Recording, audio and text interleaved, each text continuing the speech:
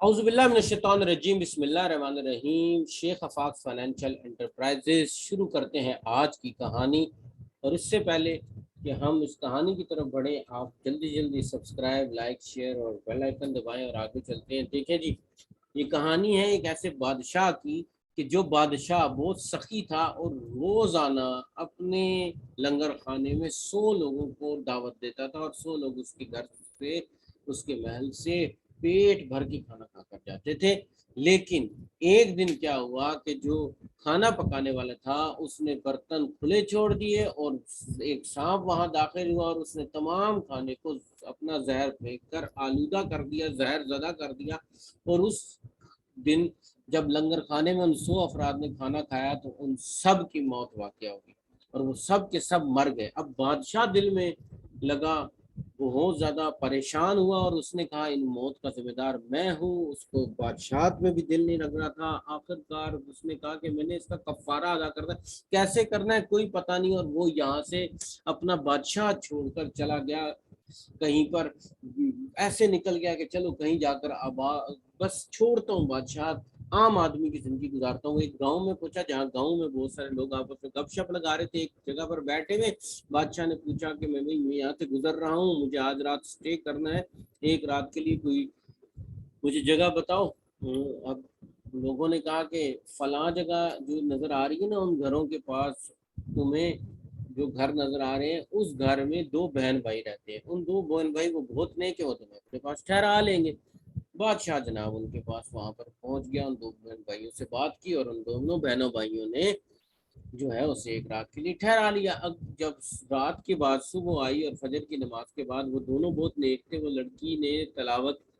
قرآن نماز اور تلاوت قرآن پاک کے بعد اپنے بھائی کو اپنے رات کا دیکھا ہوا خواب سنانا شروع کیا، اور اس نے بولا کہ میں نے آج خواب دیکھا ہے کہ پنچایت لگی ہوئی ہے، آسمان پر فرشتے جمع ہیں اور فیصلہ کیا جا رہا ہے کہ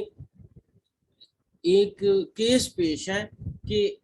کہیں پہ 100 لوگوں کی ڈیتھ ہو گئی ہے زہریلا کھانا کھانے سے۔ تو فیصلہ یہ نہیں ہو پا رہا کہ بادشاہ گناہ گار ہے جس کی بادشاہت میں یہ ہوا، یا وہ سانپ گناہ گار ہے جس نے زہر آلود کیا کھانے کو، یا وہ بندہ گناہ گار ہے جس نے کھلا چھوڑ دیا تھا برتن کو۔ یہ فیصلہ کیا جا رہا ہے، لیکن وہ فیصلہ ابھی ہوا نہیں کہ میری آنکھ کھل گئی۔ اب مجھے یقین ہے کہ اگلی رات میں ضرور خواب میں یہ جان لوں گی کہ اصل گناہ گار کون ہے۔ بادشاہ نے یہ ساری بات سن لی تو بادشاہ کو لالچ ہوئی کہ بھئی مجھے ایک رات اور رکنا چاہیے یہاں پہ، تاکہ میں جو ہوں سن سکوں کہ اصل گناہ گار اللہ کے کاغذوں میں کون ہے۔ اچھا، اگلے دن کیا ہوا جناب، وہی جو لوگ تھے وہ آپس میں باتیں کرنے لگے کہ دیکھو یہ جو بندہ ہے یہ ادھر جا کے رکا ہے، اب اس کی نیت خراب ہو گئی ہے، وہاں پر چونکہ ایک لڑکی بھی رہتی ہے تو یہ اس کا دل اس پہ فریفتہ ہو گیا ہوگا، اور یہ اس کے چکر میں دیکھو ایک بدنیت انسان، تمہیں ایک رات کسی نے ٹھہرنے کے لیے دے دی ہے، تم اس کی نیت گندی کر کے اس کے گھر میں آج بھی رک گئے ہو۔ یہ وہ سب آپس میں گپے لگا رہے تھے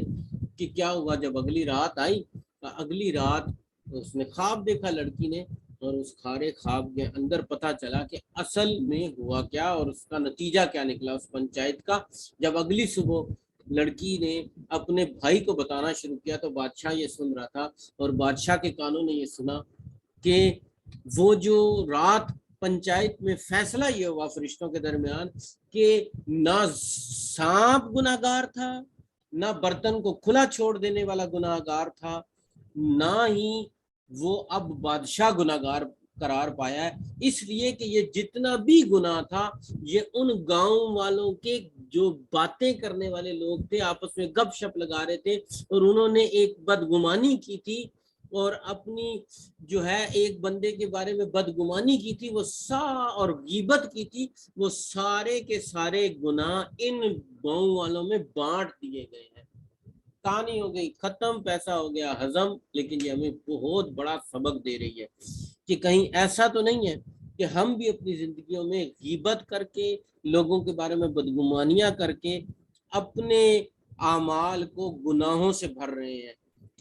ہمیں چاہیے کہ اس حدیث پر عمل کریں کہ ہمیشہ لوگوں کے بارے میں خوشگمانی رکھیں، لوگوں کے بارے میں پازیٹیو سوچیں، نیگیٹو خیالات نہ کریں۔ اور یہ جو ہم آپس میں ایک دوسرے کے ساتھ فضول بات چیت کر کے لوگوں کی غیبتیں کرتے ہیں، اس سے اپنے آپ کو بچائے، وگرنہ ایسا نہ ہو کہ جب قیامت کا دن آئے تو ہمارے نامہ اعمال میں وہ برائیاں بھی لکھی ہوئی ہوں جو ہم پوچھیں کہ یہ ہمارے پاس کہاں سے آ گئی، تو پتہ چلے کہ وہ ہم نے فضول باتوں کی وجہ سے لوگوں کو بلا وجہ ڈسکس کر کے اپنے نامہ اعمال میں بھری ہیں۔ اسی کے ساتھ آخری پیغام وہی جو میں کہتا ہوں، پاکستان کی خوشحالی میں کردار ادا کریں، خود کو خوشحال بنا لیں، پاکستان خوشحال ہو جائے گا۔ پاکستان زندہ باد۔